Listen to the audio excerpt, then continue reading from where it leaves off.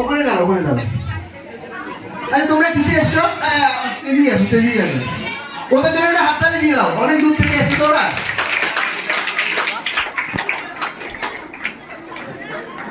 আরে তোমরা কিসে এসছো সবাই?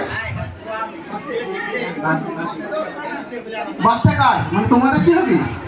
হ্যাঁ, ধরো সরকারের ছিল বা কারোর একজন।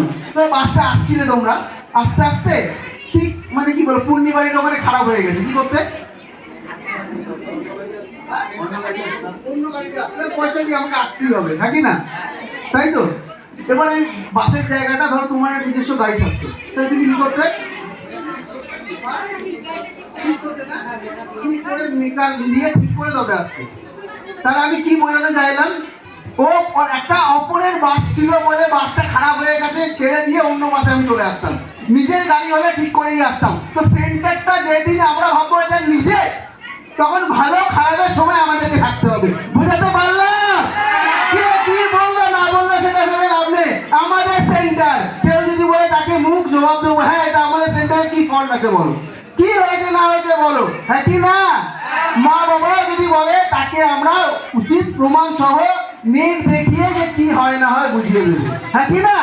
আর ঘরে ঘরে আমাদের সবাইকে এই টিচার্স এডুকেশন এবং এসিপি এর নাম যেন চলে যায়। বুঝতে পারলাম? যাও তোমাদের জন্য একটা বিগ ক্লাস, তোমাদের জন্য বিগ ক্লাস।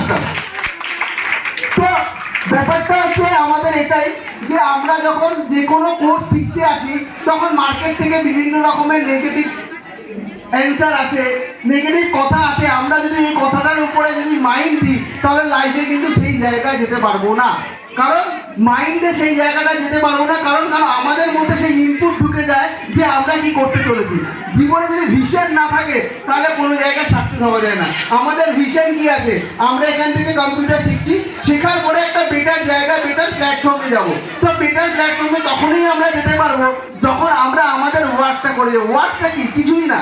আমরা সেন্টারে কম্পিউটার শিখতে যাচ্ছি, কম্পিউটারও শিখবো, তার সাথে সাথে আমাদের যেটা কাজ যে আমরা আমাদের আশেপাশে প্রতিবেশী, আমার চেনা পরিচিত সবাইকে জানাবো।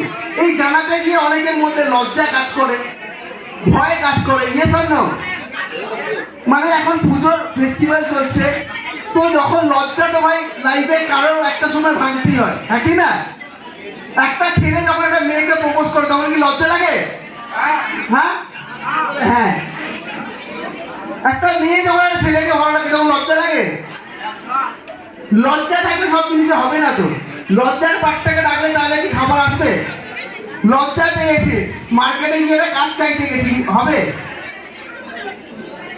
লজ্জা করলে হবে না, কাজের জায়গায় কাজটা করতে হবে আমাদের, যে কাজটা আমাদের একটা বেটার জায়গায় নিয়ে যেতে পারে। যেমন কেরিয়ারে আমার লাইফের একটা জায়গা ছিল বলে আজকে আমাকে এই জায়গাটা দেখতে পাচ্ছ। তো আমি যদি 10টার দিকে যেতাম তাহলে কিন্তু হতো না। লাইফে একটাই আমার কাছে ডেস্টিনেশন, একটাই জায়গা থাকে। কিছু কিছু জায়গা ফালাকাটা থেকে 2-4 জন আসো তো, ফালাকাটা থেকে যারা আসো, কে কে আছে? 4 জন আছে, 4 জন।